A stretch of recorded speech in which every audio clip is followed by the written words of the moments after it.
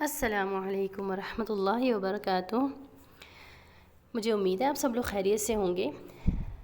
میں آج آپ لوگوں کے لیے ایک ایسی دعا لے کر آئی ہوں جو بہت زیادہ مشہور دعا ہے اور ہم اس کو بار بار پڑھتے ہیں، لیکن اس میں ایک ایسی غلطی ہے جو ہر بار دہرائی جاتی ہے، صرف لاشعوری طور پر، یعنی جس کی اہمیت کا ہمیں اندازہ نہیں ہے اور علم نہ ہونے کی وجہ سے کر کے ہم اس میں غلطی کر دیتے ہیں۔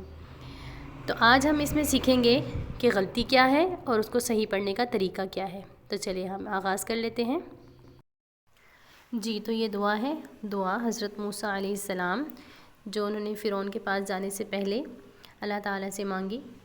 تو چلیں ہم اس میں سے سیکھ لیتے ہیں کہ اس کو کس طریقے سے پڑھنا ہے اور اس کے اندر ہم غلطی کیا کرتے ہیں۔ رب اشرح لی صدری، ربش شین کے اوپر جزم ہے۔ تو اب ہوتا یہ ہے کہ جب ہم اس کو اتنی تیزی سے پڑھیں نا تو شین کے اوپر جزم کی جگہ حرکت کی آواز آنے لگتی ہے، رب اشرح لی بن جاتا ہے یہ، جبکہ یہ لحن جلی ہے اور یہ بہت بڑی غلطی ہے، حرام غلطی ہے۔ ایسی غلطی میں معنی تبدیل ہو جاتے ہیں اور پورا کا پورا مفہوم بدل جاتا ہے۔ تو اس وجہ سے کر کے اس غلطی کو ہم نے جلد از جلد ریموو کرنا ہے۔ چلیں پریکٹس کرتے ہیں۔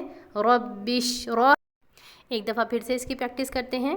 رب اشرح لی صدری، جلد بازی میں نہیں پڑھنا، رب اشرح لی نہیں پڑھنا اس کو۔ را کی پوری پروننسیشن کریں، با کو شین کے ساتھ ملاتے ہوئے شین کے اندر تھوڑی سی آواز کو چلائیں گے۔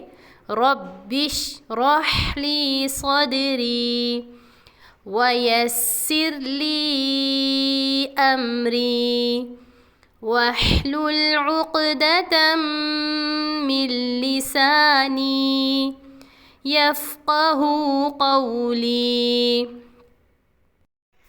تو مجھے امید ہے کہ آپ لوگوں کو یہ میری بات سمجھ میں آ گئی ہوگی اور جو غلطی ہم لوگ کرتے ہیں اس کی آپ لوگوں نے تصحیح بھی کر لی ہوگی۔ اگر آپ کو یہ ویڈیو پسند آئی ہے تو آپ کمنٹس میں ضرور بتائیں، لائک شیئر اور سبسکرائب کر دیں اور بیل کے بٹن کو بھی دبا دیں تاکہ آنے والی نئی ویڈیوز آپ لوگوں تک پہنچ جائیں۔